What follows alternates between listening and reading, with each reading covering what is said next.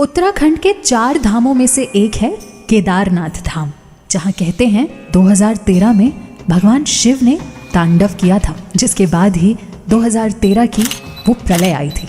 मगर केदारनाथ धाम में बने शिवलिंग का स्वरूप काफी अलग है। इसके पीछे की कहानी दरअसल पांडवों से जुड़ी हुई है।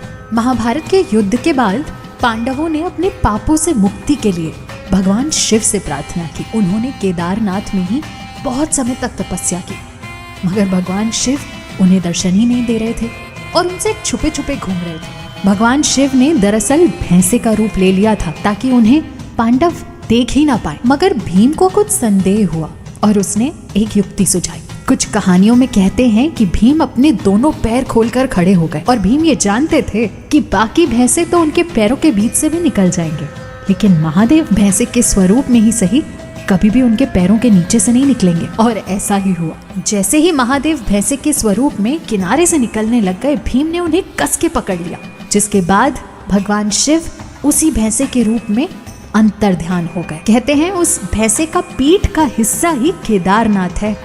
और यही नहीं, जहां जहां उस स्वरूप में उनके बाकी अंग धरती के ऊपर रह गए ना, उसे ही पंच केदार बोला जाता है। मगर 2013 के बाद से केदारनाथ में एक और कथा अमर हो गई है। वो कहानी है भीमशिला की।